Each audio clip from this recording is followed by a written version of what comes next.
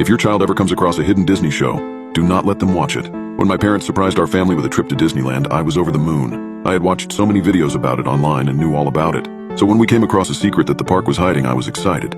I just never could have imagined that there would be a horrifying secret behind it. Our first day started out as normal as you could imagine, but things slowly got worse. We had invited our neighbors, the Fangs, to come to the park with us, and just having migrated from Hong Kong, the Fangs seemed pleasant enough. We'd met them a total of 4 times, which says quite a bit for my parents. Mr. and Mrs. Fang have 2 kids, Lynn and Anne. Anne was 7 and Lynn was 2 months older than me. Upon our second meeting or so, I immediately struck up a friendship with the kids. We began to talk about TV, and soon I learned that the girls loved Disney as much as I did. We kept walking until we came across the first ride, the Mad Teacups. I immediately noticed how the name was different. It was normally just the Teacups, and it was weird of them to change the name so suddenly. When I looked at the people on the ride, I felt goosebumps rise on my arm. Not from the adrenaline of watching a fast-paced ride, but rather the strange feeling of dread I'd been feeling the entire day. It was at a peak at the moment. Every single person on the ride was unconscious, heads lolling in the direction that the teacups would take them, and there were no screams or shouts of excitement that usually explode from an enjoyable ride. "I don't want to try that out," I blurted. I was getting tired of the calm front I was putting up for the Fangs. Mr. Fang looked at me curiously. "Do you have a fear of rides, dear?" "Just this one," I thought. I nodded. "I'm not feeling too well." Mrs. Fang bit her lip and looked concerned. "Oh no, should we be worried?" A little too late for that. I shook my head and tried to gulp my nausea away. "Okay, we have 2 options," Anne said. "We can go on the Raspy River Cruise, or we can go watch the Disney Deadlock Evening Show." The river cruise sounded deadly, plus I didn't want to be traveling on water, what with my feelings of unease. I opted for the Disney show, wondering what on earth the name indicated. Walking in, I knew to expect the worst. I knew it wouldn't be an average, happy-go-lucky, rekindle your childhood memories Disney movie fiesta. This entire experience was abnormal. I wasn't even sure if this was really happening at this point. The audience at the show was quiet, and I don't mean the low chatter, soft whispers kind of quiet. I mean dead silence, not one word. The only sound was the spectators shuffling into the theater.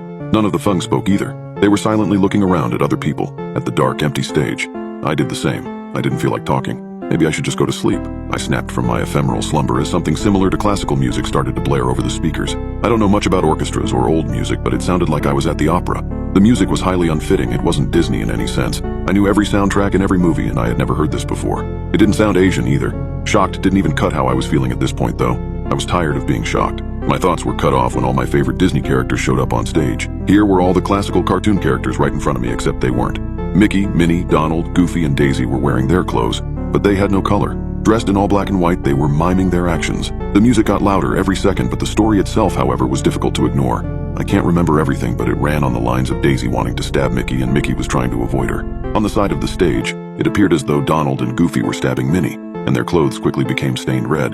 The music became sadder and sadder until it stopped when Daisy succeeded in killing Mickey.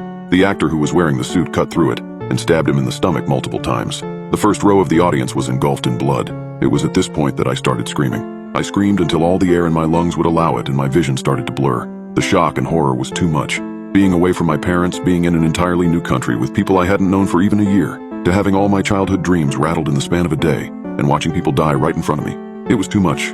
I knew I was going to pass out from the shock, from the pain, from the dread. From the moment I'd stepped into Disneyland, I'd felt unsafe. It was like I wasn't supposed to be here, like I'd been doing myself a great wrong. I thought that this nightmare was finally over, until I glanced over at everyone else. They were all staring deeply into the eyes of Daisy. I thought they were just as horrified as I was, but I was wrong. Something was different about them. Their eyes were bloodshot red, and they looked possessed in a way. I began walking up to Anne when I was interrupted by a sharp stab through my chest as I was kicked to the floor.